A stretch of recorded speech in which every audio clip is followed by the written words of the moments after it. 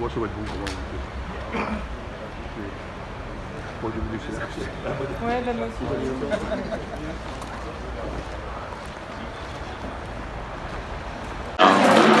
Non, bien, nous on fait partie des supermarchés plutôt ruraux, donc on a vraiment trinqué sur les premiers confinements parce que les gens ils allaient chercher à 30 km autour et puis les gens n'avaient pas le droit d'aller trop loin de chez eux ou alors avaient le droit mais ne savaient pas trop, donc ils sont restés dans les petits commerces plus locaux.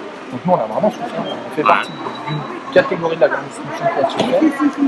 Après le confinement, ça a très bien été, et puis là, à nouveau, ça repart. On a un beau mois de décembre. Pour le moment, on a un très bon, on va pas se plaindre.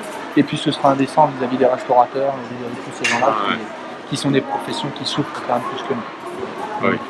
Donc, c'est vrai qu'il y a de la GMS dans les villes plus importantes, des différences.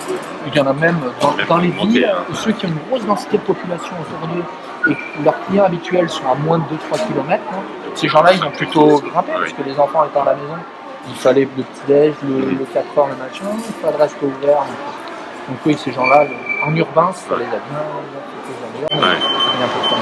Et dans vos salariés, vous avez eu des cas, ça va, il n'y a pas eu trop de contact? Je touche, il n'y a pas de bois ici, mais au tout début, au mois de mars, mais vraiment au tout début, il y a eu un cas qui a été considéré comme un Covid+, mais on ne testait pas comme on teste aujourd'hui.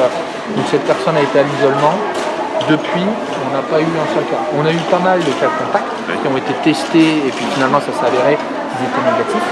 Mais on a eu zéro cas avéré. Donc on a beaucoup de chance parce qu'on a quand même 700-300 salariés au global. Oui, non, c'est ça, c'est intéressant.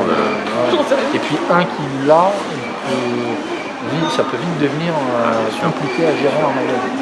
Concentration comme ça, effectivement, de salariés et de clients. Bien sûr.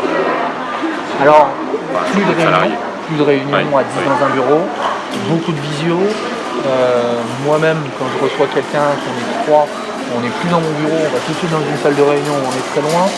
Donc en interne, quand même, le cas du contact diminue dans une pièce sans masque. Déjà le masque, tout le monde l'a tout le temps, même dans les bureaux, à part quand on mange. Donc le risque est quand même Ça, c'est pour ça que moi, ça m'intéresse de savoir effectivement comment les entreprises comme les vôtres peuvent prendre des mesures et appliquer les recommandations finalement sans complètement perturber l'activité. Parce que finalement, voilà, mettre un masque, changer les méthodes de réunion, ça n'empêche pas de vivre. Juste avoir des réflexes. Ça, c'est intéressant parce que c'est pas comme ça partout.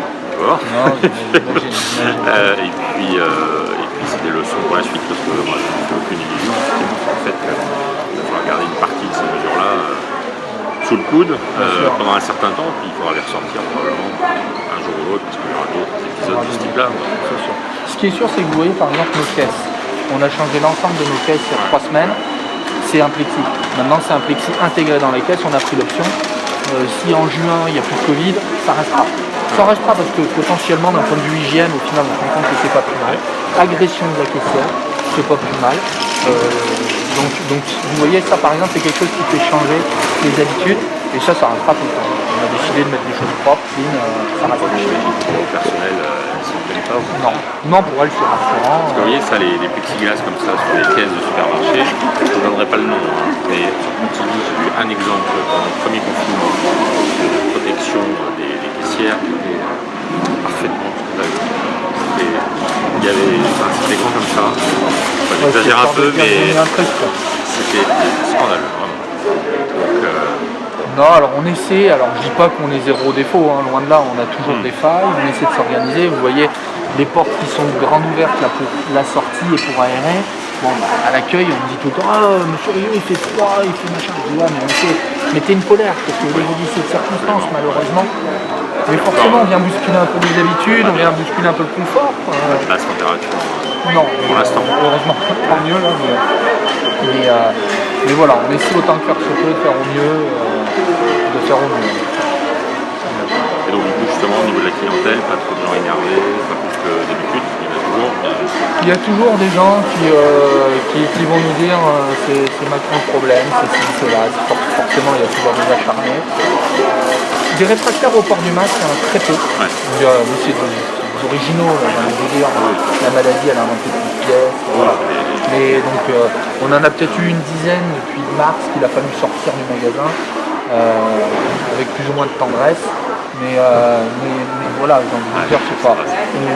On est dans un endroit un peu rural et on a la chance d'avoir des gens qui sont plutôt très agréables, qui sont des clients réguliers, qu'on connaît, qu'on côtoie. Donc c'est plus simple que dans certains endroits, je pense qu'il y a beaucoup de brassage et peut-être moins de respect. Non, il y en a un peu, mais franchement c'est largement supportable. C'est largement supportable. On a une belle clientèle. Et puis ça reste Plouernal, hein. C'est une ville agréable. Oui, pareil, ouais. Une petite ville agréable.